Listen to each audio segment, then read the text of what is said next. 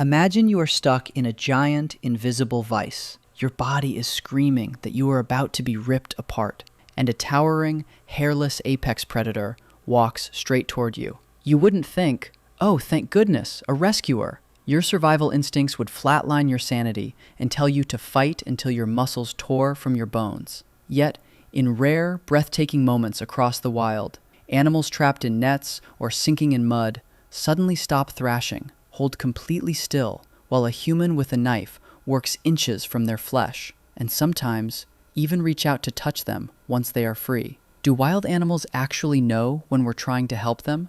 Or are we just misinterpreting a glitch in their ancient survival code? To understand why this question puzzles top biologists, you have to look inside the animal's head the exact second it gets trapped. Meet Panic Pete, a tiny, frantic cartoon adrenaline monster wearing a yellow construction hard hat marked Panic, running frantically on a treadmill inside the animal's brain. When a wild animal loses its mobility, Pete doesn't just work overtime, he detonates the control room. Cortisol floods the bloodstream. Adrenaline climbs to levels that would instantly burst a human heart. In fact, wildlife studies show that wild ungulates caught in wire fencing experience higher stress hormones than animals struck by cars or shot by hunters. The body runs every emergency system simultaneously, locking its muscles not out of mere tension, but the way a body locks when it has committed everything to a single, desperate outcome, fighting to the death. From the outside, this looks like pure panic. Dilated pupils, rigid posture, shallow breathing. Wildlife rehabilitators call it going somewhere else, an animal entirely consumed by the immediate threat. So when you walk toward a trapped creature with kind intentions and gentle hands, the animal's biology doesn't read Good Samaritan. It reads the arrival of the Grim Reaper at the absolute worst possible moment. This is why the thrashing intensifies the closer you get.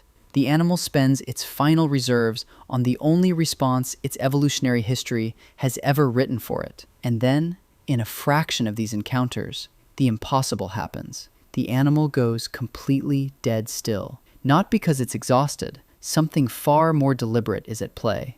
The rigid, locked body softens at the edges. The frantic motion ceases, and the animal turns its head to orient directly toward you, holding its breath and watching. How does this sudden shift happen? The answer lies in threat pattern recognition. For millions of years, an animal's alarm system has been calibrated to detect one specific type of danger, a predator closing in fast, aggressively, and in a direct line. But a human trying to help breaks every rule in the predator playbook. You approach slowly, with no sudden gestures. You touch the synthetic net or the metal trap instead of the animal's flesh. You produce strange, quiet sounds that match nothing in its evolutionary catalog. Inside the brain, Panic Pete frantically flips through millions of years of survival files, wants 0 matching threat signatures, and completely blue screens. With no recognized pattern to fight or flee from, the crisis response stalls. The animal simply waits. Consider the famous December 2005 rescue off San Francisco, where a female humpback whale was discovered hopelessly entangled in 80 feet of heavy crab line and 12 commercial traps, weighing 90 pounds each. She was fighting constantly just to keep her blowhole above the freezing water. A team of human divers entered the ocean carrying curved knives, knowing a single reflexive flick of her 50-foot tail could crush them instantly. The moment the divers touched the water, the whale stopped thrashing. For over an hour, she held absolute stillness at the surface, while humans worked across her body. At several points, she actively repositioned herself, rotating and extending a fin to give them better access to the tightest ropes. We see a similar eerie calm on land. In Yellowstone, researchers found a wolf caught in a heavy leg-hold trap. As humans approached, it lunged and snapped furiously, exactly as biology dictates. But one researcher stopped moving entirely and locked steady, unblinking eye contact with the animal. In the animal kingdom, a predator closing in for a kill never maintains steady, non-aggressive eye contact. It tracks movement, calculates angles. Sustained, direct gaze without hostility sits entirely outside the standard threat template. The wolf stopped snapping. It sat down, locked eyes back with the researcher, and watched their hands untangle the mechanism. When the trap released, it didn't bolt.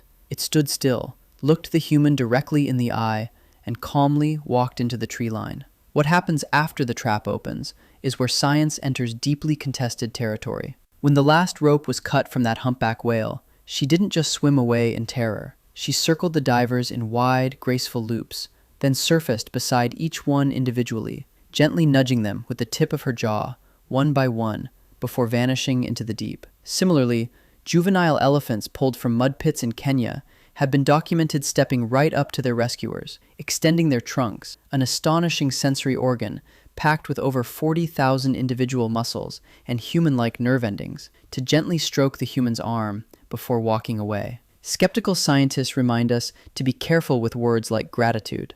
But we also know that elephants and whales possess spindle neurons, specialized, highly complex brain cells once thought to exist exclusively in humans and great apes, designed specifically for rapid social decision-making and empathy. The neurological hardware for deep, emotional recognition is undeniably sitting right there in their skulls. Whether the animal consciously understands "this human saved my life," or is simply experiencing a profound, unprecedented suspension of fear, is something the data cannot fully settle. But perhaps the real question isn't just about what is happening inside the animal's brain. It's about why these moments captivate us so completely. We are animals too, carrying our own invisible threat meters, frantically running pattern recognition across a chaotic and dangerous world. And when an apex predator or a massive leviathan looks past our terrifying silhouette, sees our hands working to break a chain, and chooses trust over terror, we aren't just witnessing a biological anomaly. We are catching a glimpse of a universal mercy, proving that even in a world built on survival of the fittest, compassion can occasionally override millions of years of evolution.